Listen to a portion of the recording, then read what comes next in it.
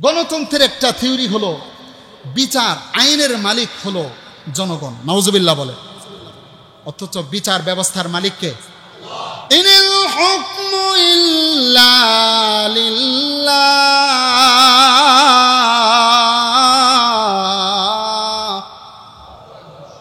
হুকুম আর আদেশ বিচার ব্যবস্থা হবে একমাত্র কার? আকীদা ঠিক রাখা লাগবে ভাই। আপনি কোন দল করতেছেন আপনার ব্যক্তিগত বিষয়, কিন্তু নিজের আকীদা ঠিক রাখা লাগবে, নিজের চিন্তা চেতনা ঠিক রাখতে হবে, ঈমান হারানো যাবে না। কারণ ঈমান, ইসলাম হচ্ছে একটি পূর্ণাঙ্গ জীবন ব্যবস্থার নাম। কথা বলেন ঠিক কি না? Islam is the complete of life, এটা আপনারা জানেন না? এটা একটি পূর্ণাঙ্গ জীবন ব্যবস্থা। পারিবারিক, সামাজিক, অর্থনৈতিক, আন্তর্জাতিক, রাষ্ট্রীয় সর্বক্ষেত্রে ইসলামের বিধিবিধান আছে না নাই? সর্বক্ষেত্রে আছে। আল-ইয়াওমা আকমালতু লাকুম দীনাকুম ওয়া আতমামতু আলাইকুম নি'মাতি। আল্লাহ তাআলা বলছেন, আজ আমি ইসলাম ধর্মটাকে পরিপূর্ণ করে দিলাম। ইসলাম ধর্মে কোনো কিছু বাড়ানো, কমানো, সংযোজন, বিয়োজন করার কোনো রাইট, অধিকার কারো নাই। 1924 সালের দিকে উসমানী খেলাফতের পতনের মাধ্যমে ওই যে কামাল পাশা আতাতুর্ক, এই কুখ্যাত নরধমের মাধ্যমে উসমানী খেলাফতের পতন হয়। এই খেলাফতি পতনের মাধ্যমে পুরা বিশ্বব্যাপী আজকে মুসলমানদের কোনো খেলাফত ব্যবস্থা নেই। এবার দেখেন মুসলমানরা খেলাফত ব্যবস্থা হারায় কি ক্ষতি হয়েছে। 2019 সালের একটা রিপোর্ট আমি দেখেছি যে 1924 সাল থেকে আজকে 2019 সাল পর্যন্ত ধরেন, বাস 25 সাল পর্যন্ত, এই 19 সাল পর্যন্ত 90 বছর, কত বছর? 90 বছরের মতো, তাই না? এই 90 বছরের মধ্যে প্রায় মুসলমানরা 2.5 কোটি মুসলমান, কত কোটি? 2.5 কোটি মুসলমান সেই কাফের মুশরিকদের হাতে নিহত হয়েছে। খেলাফত ব্যবস্থার পতনের লাভ কি দেখছেন? প্রায় 2.5 কোটি মুসলমান বিভিন্ন দেশে, চেচনিয়া, বসনিয়া, রাশিয়া, আফগানিস্তান, ইরাকে, বিভিন্ন দেশে, লিবিয়ায়, বিভিন্ন সময়ে মুসলমানরা নিহত হয়েছে। 2.5 কোটি মাত্র কত বছরে? 90-95 বছর বাড়তি আছে। এই যে ফিলিস্তিনে 60-70 হাজার সরকারি রিপোর্ট, এর চেয়ে কয়েক গুণ ডাবল হবে যে মুসলমানরা ইহুদিদের হাতে নিহত হয়েছে। কেন? খেলাফত ব্যবস্থা নয়। কথা বলেন ঠিক কি? এরা ঠিক আসতে হয়ে গেল না? প্রিয় ভাইরা, কিন্তু এর বিপরীতে প্রায় 622 খ্রিস্টাব্দ থেকে শুরু করে 1924 সাল, প্রায় 1300 বছর পর্যন্ত ইসলামী খেলাফত ছিল। ইসলামী খেলাফত কালে মাত্র 1.5 কোটি মুসলমান নিহত হয়েছে। কত কোটি?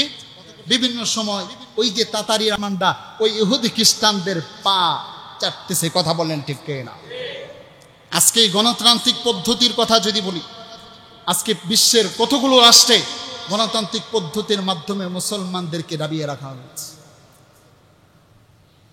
প্রিয় ভাইরা, এই কথার সাথে সাথে আমার কথা বলতে হয়, আজকে আমরা আমাদের বাংলাদেশটাও গণতান্ত্রিক একটি রাষ্ট্র। এই গণতন্ত্র সম্পর্কে মুসলমানদের আকীদা বিশ্বাস কি থাকা উচিত? অনেক আমরা মুসলমানরা আছি, আবার অনেক ইসলামিক দলের কর্মীরাও আছে, নেতারাও আছে, যারা গণতন্ত্র সম্পর্কে কি আকীদা রাখতে হবে সেটা জানান। কথা বলেন ঠিক না? দেশে কি হচ্ছে না হচ্ছে এটা পরের বিষয়, কিন্তু নিজের আকীদা, ঈমান ঠিক রাখতে হবে। কথা বলেন ঠিক না? ঈমান ঠিক রাখতে হবে, এটা ঈমানের সম্পর্ক। এই গণতন্ত্রের সাথে ঈমানের সম্পর্ক, কারণ গণতন্ত্র একটি কুফরি সমাজ ব্যবস্থা। কেমন সমাজ ব্যবস্থা? জোরে বলে না কেমন? আপনারা একমত না কি? আপনারা সবাই একমত না নাকি? এটা আপনি কোন দল করবেন না করবেন এটা আপনার ব্যক্তিগত বিষয়, কিন্তু নিজের আকীদা বিশ্বাস ঠিক রাখতে হবে। এটা একটা কুফরি সমাজ ব্যবস্থা। কেন? গণতন্ত্রের যে আকীদা, যেই থিওরি, যে থিং, এটা ইসলামের সাথে সাংঘর্ষিক। গণতন্ত্রের একজন অভিভাবক আব্রাহাম লিঙ্কন, নাম কি? সে গণতন্ত্রের সংজ্ঞা দিয়েছিল government of the people, by the people and for the people. যে গণতন্ত্রের সকল ক্ষমতার মালিক, নাউজুবিল্লাহ। গণতন্ত্র, এই জনগণ কি সকল ক্ষমতার মালিক? সকল ক্ষমতার মালিক কে? আল্লাহ। গণতন্ত্রের একটা থিওরি হলো বিচার আইনের মালিক হলো জনগণ, নাউজুবিল্লাহ বলে, অথচ বিচার ব্যবস্থার মালিককে ইনিল হুকমু ইল্লা লিল্লাহ,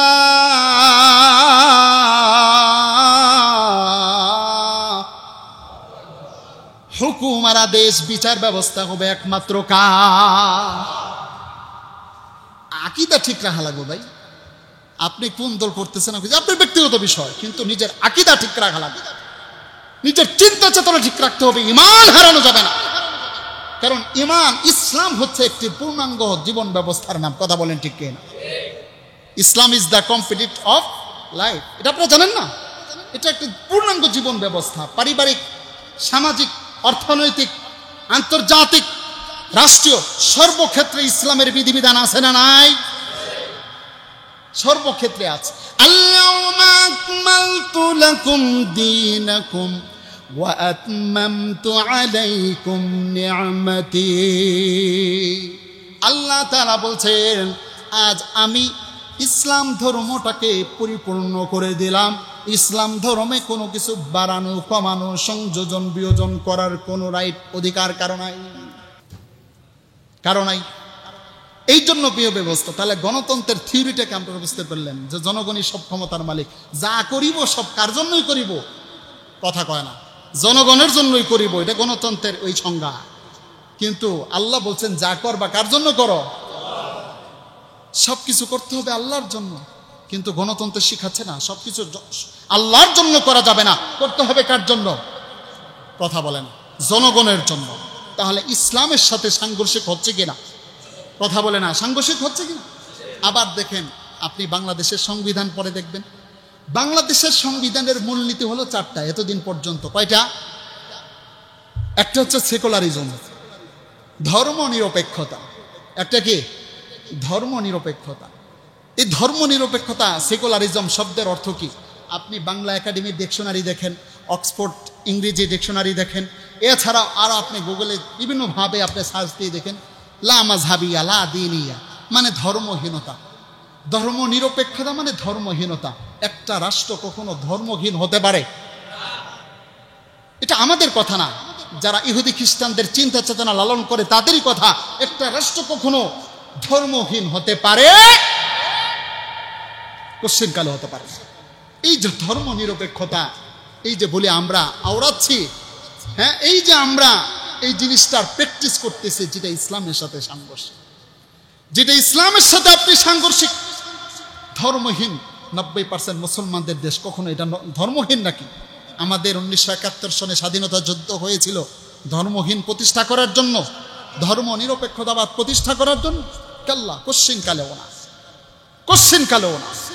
প্রিয় ভাইয়ার আমার, অথচ দেখেন এই সেকুলারিজম, এই ধর্ম নিরপেক্ষতা মেনে নিলে কোরআনের বহু আয়াতকে অস্বীকার করা হয়ে যাবে। কারণ আল্লাহ তাআলা বলছেন, ওয়ানিহকুম বাইনাহুম বিমা আনজালাল্লাহ। আল্লাহ তাআলা আদেশ জারি করলেন যে বিমা আনজালাল্লাহ, যে বিচার করো, মানুষের মাঝে, জনগণের মাঝে বিচার ব্যবস্থা বাস্তবায়ন করো ওই বিধান মতে, ওই রীতিমতে যেটা আল্লাহ নাজিল করেছেন। এজন্য প্রিয় ভাইয়েরা, গণতন্ত্রের সিস্টেমটা কি? সেখানে কিছু এমপি মন্ত্রীরা তারা নির্ধারিত হবে, তারা সংসদে বসে বসে আইন প্রণয়ন করবে, অথচ আইন তো আল্লাহই প্রণয়ন করে দিয়েছেন। কথা বলেন ঠিক কি? আল্লাহ তাআলা মদকে হারাম করেছেন না হালাল করেছেন? হারাম করেছেন। ওই সংসদে বসে আইন পাশ করবে না মদের লাইসেন্স দেওয়া বৈধ।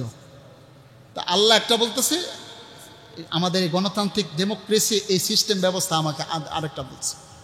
আল্লাহ বলছে জিনা ব্যভিচার এটা হারাম, কিন্তু আমাদের এই সমাজ ব্যবস্থা বলছে না জিনা ব্যভিচার হারাম কেন, এটা লাইসেন্স দিয়ে দাও। এমনকি বর্তমান তত্ত্বাবধায়ক সরকার যৌনকর্মীদেরকে প্রায় 2 কোটি টাকা প্রাইজ দিয়েছে, উপহার দিয়েছে। কথা বলেন ঠিক কি না? অথচ বর্তমান যিনি প্রধান উপদেষ্টা, এই যে গত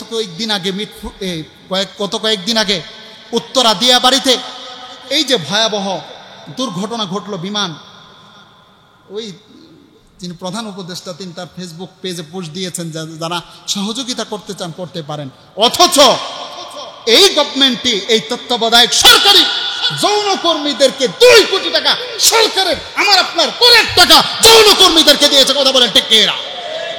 প্রিয় ভাইয়ের আমার, কিন্তু মানব মানব মানব সহযোগিতার দিক থেকে সে সহযোগিতার জন্য ফেসবুকে পোস্ট দিয়ে দিয়েছে।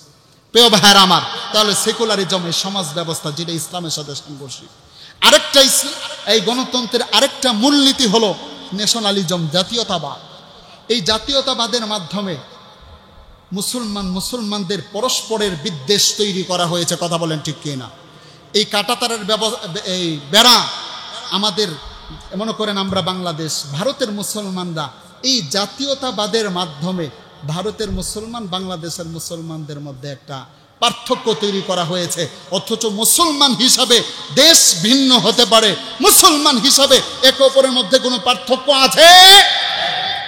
ইয়া আইয়ুহান নাস ইন্না খালাকনাকুম মিন যাকারিন ওয়া উনসা ওয়া জাআলনাকুম শুউবা ওয়া কাবাইলা লিতাআরাফু। হে মানুষ, হে দুনিয়ার মানুষ, তোমাদেরকে আমি এক নারী পুরুষ থেকে সৃষ্টি করেছি, তোমাদের একে অপরের পরিচিতির জন্য বিভিন্ন গোত্র গোষ্ঠী তৈরি করেছে। আল্লাহ তাআলা আয়াতের মধ্যে বলছেন, ইন্না উম্মাতাকুম উম্মাতু ওয়াহিদা, তোমাদের উম্মত এক জাতি ছিল, দেশ ভিন্ন হতে পারে, রং ভিন্ন হতে পারে। কথা বলে না ঠিক কি না? আল্লাহ নবী বলছেন, শ্বেতাঙ্গ কৃষ্ণাঙ্গ সুন্দর আর কালার মধ্যে কোনো শ্রেষ্ঠত্ব নাই, আরব অনারবের মধ্যে কোনো শ্রেষ্ঠত্ব নাই, সবাই বরাবর। আল্লাহর কাছে শ্রেষ্ঠত্বের জিনিসটা হলো তাকওয়া, ঈমান। কথা বলেন ঠিক কি না? যার ঈমান আছে, তাকওয়া আছে, সেই আল্লাহর কাছে দামি। এই যে ন্যাশনালিজম, জাতীয়তাবাদের মাধ্যমে মুসলমানদের পরস্পরের একটা দ্বন্দ্ব তৈরি করা হয়েছে, এটা হচ্ছে আমাদের বাংলাদেশের সংবিধানের একটা মূলনীতি। আরেকটা হলো সোশ্যালিজম, অর্থাৎ সমাজতন্ত্র। এই সমাজতন্ত্রের যেই থিওরি, মূল বিশ্বাস, এটাও ইসলামের সাথে সাংঘর্ষিক। যে সমাজের অর্থ সম্পদের মালিক কোনো ব্যক্তি না, উপার্জনের উৎপাদনের মালিক কোনো ব্যক্তি নয়, এটার মালিক হবে সরকার। এটার মালিক কে হবে? সরকার। আবার পুঁজিবাদী সমাজ ব্যবস্থা বলতেছে এর উল্টো না, যে সবাই মালিক না, কিছু নির্দিষ্ট মালিক থাকবে যারা মানুষের করের টাকা, মানুষের টাকা ভোগ করে করে তাদের আঙ্গুল ফুলে কলা গাছ হবে, আর গরিব মানুষগুলো, অসহায়গুলো অসহায়ই থেকে যাবে। শুধু তাই নয়, ইসলামী সমাজ ব্যবস্থা বলে যে গরিব, অসহায়, পঙ্গু, প্রতিবন্ধী, বিধবাদের দায়িত্ব সরকার নেবে, তাদের সার্বক্ষণিক চিকিৎসা সব ধরনের ব্যয়ভার সরকার বহন করবে। কিন্তু আমাদের এই সোশ্যালিজম তথা সমাজতন্ত্রের এই বিশ্বাস একে অপরের দায়িত্ব নেয় না। কেউ কারো আঙ্গুল খুলে কলা গাছ হয়, আবার কেউ না খেয়ে মারা যায়। কথা বলেন ঠিক কি না? পুঁজিবাদী সমাজ ব্যবস্থা বলছে যে জমা কর, আর আল্লাহর বিধান বলছে খরচ কর, আল্লাহর জন্য খরচ কর। আল্লাযীনা ইয়াকনিজুনা আয-যাহাবা ওয়াল ফিদ্দাতা ওয়া লা ইউনফিকুনাহা ফি সাবিলিল্লাহ ফাবাশশিরহুম বিআযাবিন আলীম। যারা স্বর্ণ রূপাকে কক্ষিগত করে রাখে, জমায় রাখে, আল্লাহর জন্য খরচ করে না, আল্লাহ তাআলা বলছেন তাদেরকে কঠিন শাস্তির সুসংবাদ দিয়ে দাও। নাউযুবিল্লাহ। তাহলে পুঁজিবাদী সমাজ ব্যবস্থা জমা করতে বলছে, আর আল্লাহ বলছে যে তোমার প্রয়োজনে অতিরিক্তটা আল্লাহর জন্য, অসহায়দের জন্য খরচ করে দাও। তাহলে এই জায়গাও সমাজতন্ত্র আর ইসলামের সাথে একটা সাংঘর্ষিক সম্পর্ক দেখতেছি। কথা বলেন ঠিক কি না? আর একটা হচ্ছে মূলনীতি হলো গণতন্ত্র, যেটা আমরা আগে আলোচনা করেছি। বর্তমান যারা যে সরকার রয়েছে, ইন্টারিম গভর্নমেন্ট, তত্ত্বাবধায়ক সরকার, তাদের যে সংবিধান কমিশন যারা তৈরি করেছে, তারা এই যে 4টা মূলনীতির মধ্যে গণতন্ত্র রেখে বাকি 3টাকে বাদ দিয়ে দিয়েছে। তারা প্রস্তাব করেছে এই 3টার পরিবর্তে বহুত্ববাদ, প্লুরালিজম, এই বহুত্ববাদকে প্রতিষ্ঠা করা হোক। অথচ আমরা মুসলমানরা বিশ্বাসী এক খোদায়। কথা বলেন ঠিক কি না? আমাদের জীবন ব্যবস্থাও হবে এক খোদায়, যে বিধান দিয়েছেন সেই অনুযায়ী, এর বিপরীত হবে না। কথা বলেন ঠিক কি না? কিন্তু বর্তমান এই গভর্নমেন্ট তারা বহুত্ববাদকে তারা বাস্তবায়ন করতে চাচ্ছে, যেটাও ইসলামের সাথে সাংঘর্ষিক। তাহলে ভাই, এই যে আলোচনাগুলো দেখলাম, শুনলাম, তাহলে দেখলাম গণতন্ত্রের থিওরি, মূলনীতি আমরা দেখতেছি পুরোটা ইসলামের সাথে সাংঘর্ষিক। আপনি গণতন্ত্র দল করতে পারেন, কিন্তু নিজেদের আকীদা বিশ্বাস ঠিক রাখা লাগবে। কথা বলেন ঠিক কি না? এখন প্রশ্ন করতে পারেন, হুজুর এতক্ষণ তো গণতন্ত্রের বিরুদ্ধে বললেন, এই সে ইত্যাদি অনেক কথাই বললেন, আপনাদের হুজুররাও তো অনেক সময় গণতন্ত্রের নির্বাচন করে। কথা বলেন ঠিক কি না? এই প্রশ্নটা আসছে না আপনাদের ভিতরে? আসছে। তবে এখানে আমার সংক্ষিপ্তভাবে আমার উত্তর হলো যে দেখেন, এখানে ওই আকীদা বিশ্বাসকে চিন্তা রাখতে হবে। ইসলামিক দল, বিশেষ করে কৌমি ঘরানার দেওবন্দি ধারার যে ইসলামিক দলগুলো যেগুলো রয়েছে, ইসলামিক দল তো অনেক রয়েছে, কৌমি ধারার যেগুলো রয়েছে, তারা গণতন্ত্রে বিশ্বাসী নয়, তারা গণতন্ত্র প্রতিষ্ঠায় বিশ্বাসী নয়, তারা গণতন্ত্রের মাধ্যমে ইসলাম প্রতিষ্ঠা হবে তারা এতটুকু দৃঢ় বিশ্বাসী নয়। মানে যেহেতু উপায়ন্তর নাই, দেশে তো আর খেলাফত ব্যবস্থা নাই, যেন ইসলামী শরিয়া আইন অনুযায়ী বিভিন্ন ব্যবস্থাপনা যেন পরিচালনা করা যায়, এই জন্য তারা উপায়ন্তর না দেখে তারা ওই জরুরতান বাধ্য হয়ে তারা গণতন্ত্রের দিকে যাচ্ছে। এটা হচ্ছে একটা উত্তর, এছাড়া আর কিচ্ছু না। কিন্তু তাদের বিশ্বাস চেতনা এটা যে গণতন্ত্র এটা যে একটা কুফরি সমাজ ব্যবস্থা, এই চিন্তা চেতনা তাদের রয়েছে।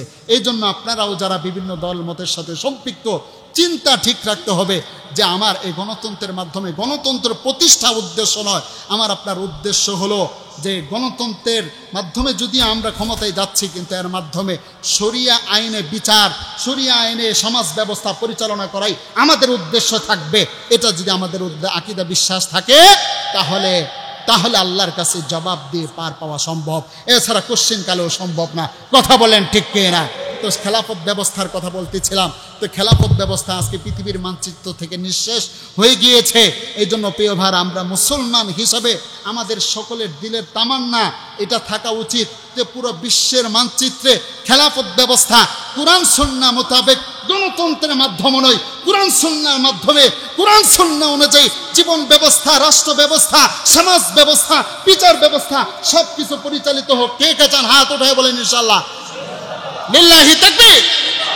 প্রিয় ভাইরা, এই জন্য আমরা আল্লাহর কাছে এটা আশাবাদী হব যে গণতন্ত্রের মাধ্যমে নয়, আমরা মুসলমান হিসেবে ইসলামী শরিয়া আইনের জন্য প্রত্যেকটা বিষয় পরিচালিত হয়। কথা বলেন ঠিক কি না?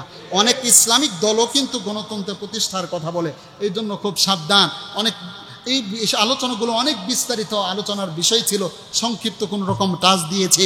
আল্লাহ তাআলা আমাদের সকলকে সঠিক বিষয়টা অনুধাবন করার, বুঝার তৌফিক দান করুন। সকলে বলে আমিন। ওয়া আখিরু দাওয়ানা আলহামদুলিল্লাহি রাব্বিল আলামিন।